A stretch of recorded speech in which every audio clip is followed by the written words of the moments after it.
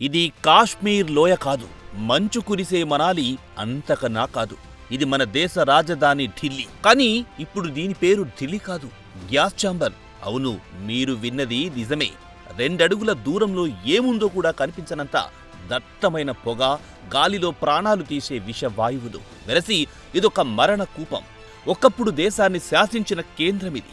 ఇప్పుడు ప్రాణాంతకరమైన బ్యాక్టీరియాకు, యాంటీబయాటిక్స్కు కూడా లొంగని సూపర్ బగ్స్కు అడ్డాగా మారింది. ఇంతా బయట అణువణువున విషం నింపుకున్న ఈ నగరంలో ఊపిరి తీసుకోవడమే ఒక యుద్ధంలా మారింది.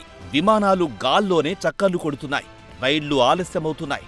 కానీ వీటన్నింటికన్నా భయంకరమైన విషయమేమిటంటే జనం ఊపిరితిత్తులు నిశ్శబ్దంగా కుళ్ళిపోతున్నాయి. ఇది కేవలం వాతావరణ మార్పు మాత్రమే కాదు, ఇదొక హెల్త్ ఎమర్జెన్సీ.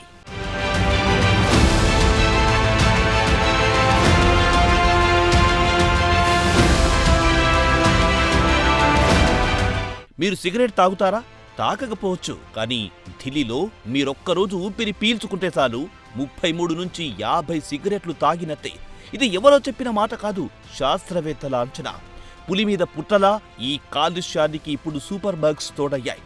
వాతావరణం ఎంత విషపూరితంగా మారిందంటే జ్వరం, జలుబు వస్తే వేసుకునే యాంటీబయాటిక్స్ కూడా పనిచేయడం లేదు. ఆస్తమా, న్యూమోనియా పేషెంట్లకు ఈ చలికాలం అక్షరాల నరకాన్ని చూపిస్తోంది. ఆసుపత్రులు కిటకిటలాడుతున్నాయి. గొంతు మంటతో ఊపిరందక గిలగిలలాడుతున్న రోగుల ఆర్తనాదాలు ఈ దట్టమైన పొగలో ఎవ్వరికీ వినిపించడం లేదు.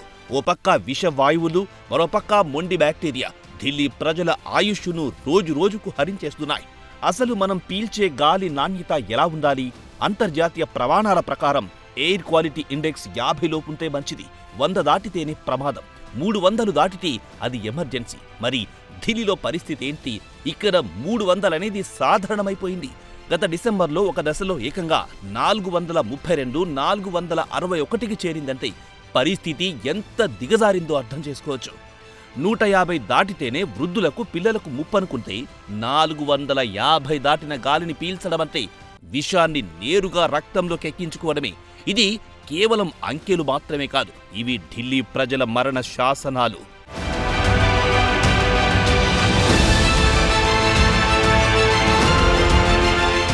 కానీ ఈ కాలుష్యం వెనక దాగి ఉన్న అస్సలు కాలుష్యం రాజకీయం. గతంలో ఆమ్ ఆద్మీ పార్టీ అధికారంలో ఉన్నప్పుడు ఇదే ఢిల్లీ కాలుష్యంపై బీజేపీ నేతలు చేసిన హెడావిడి అంతా ఇంత కాదు. కేజ్రీవాల్ ప్రభుత్వం విఫలమయ్యింది, మానిటరింగ్ స్టేషన్లు ఆపేశారు, తప్పుడు లెక్కలు చూపిస్తున్నారు, ప్రజల ప్రాణాలతో ఆడుకుంటున్నారంటూ గొంతెత్తి అరిచారు. అసెంబ్లీలో మాస్కులు ధరించి మరీ నిరసనలు తెలిపారు. ఆ పాలనలో పంట వ్యర్థాల దహనం ఆపలేదని, నీళ్లు చల్లి మీటర్ల రీడింగ్లు తగ్గిస్తున్నారని నాడు బీజేపీ నేతలు ఆరోపించారు. అదొక రాజకీయ యుద్ధంలా సాగింది. అప్పట్లో ఆప్ నేతల మౌనాన్ని, వైఫల్యాన్ని ఎండగట్టిన బీజేపీ తమకు అధికారం ఇస్తే ఈ పొగను తరిమి కొడతామంటూ పరోక్షంగా శపథాలు చేసింది. కాలం మారింది, ఇప్పుడు అధికారము మారింది. కేంద్రంలో స్థానిక వ్యవస్థలపై బీజేపీ పట్టు బిగించింది. మరి ఢిల్లీలో గాలి మారిందా? లేదు. అదే పొగ, అదే కాలుష్యం, అవే ఆరోపణలు. నాడు ఆప్ను నిలదీసిన గొంతులు ఇప్పుడు ఈ కాలుష్యానికి ఏం సమాధానం చెప్తాయి? అధికారం మారినంత మాత్రాన గాలి మారదని తేలిపోయింది. అప్పుడు ఆరోపణలు చేసిన నోళ్లే ఇప్పుడు నిస్సహాయంగా ఎందుకున్నాయి? దీన్ని బట్టి అర్థమవుతున్నది ఒకటే, ఢిల్లీ కాలుష్యం అనేది పార్టీలకు ఒక ఓటు బ్యాంక్ అస్త్రం మాత్రమే తప్ప ప్రజల ఆరోగ్యం ఎప్పుడూ వారికి ప్రాధాన్యం కాదు. ఇన్నాళ్లు జరిగింది రాజకీయ డ్రామా అని, వాస్తవ పరిష్కారం పట్ల ఎవ్వరికీ చిత్తశుద్ధి లేదని స్పష్టమవుతోంది.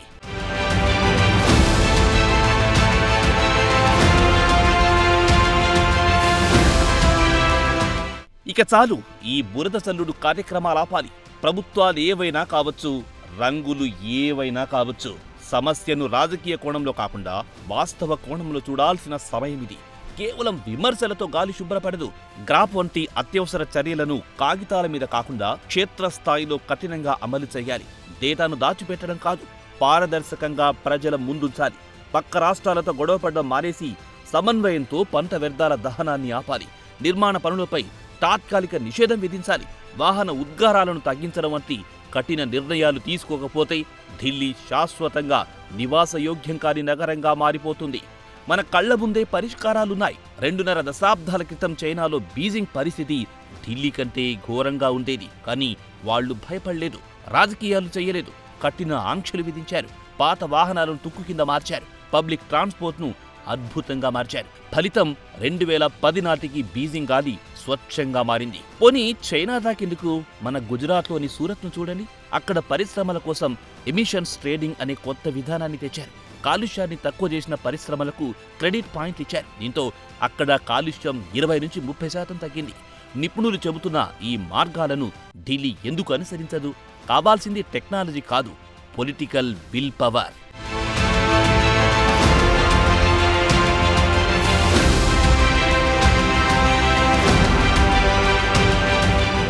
చివరగా ఒక్క మాట, ఈరోజు ఢిల్లీ ప్రజలు పీల్చేది గాలి కాదు, భవిష్యత్ తరాల మరణ శాసనం. ఒకప్పుడు రాజకీయాలు చేసి తప్పించుకున్నారు, ఇప్పుడు అధికారం చేతిలో ఉన్నా నిస్సహాయంగా చూస్తున్నారు. ప్రజల ప్రాణాలతో ఆడే ఈ ప్రమాదకరమైన ఆటను ఇకనైనా కట్టిపెట్టాలి. సురేష్ రామసుబ్రహ్మణ్య అయ్యర్ వంటి నిపుణుల సలహాలు పాటిస్తారా, లేక ఢిల్లీని మరొక శ్మశాన వాటికగా మారుస్తారా అన్నది పాలకుల చేతుల్లోనే ఉంది. గుర్తుంచుకోండి, ప్రకృతికి పార్టీలతో పనిలేదు.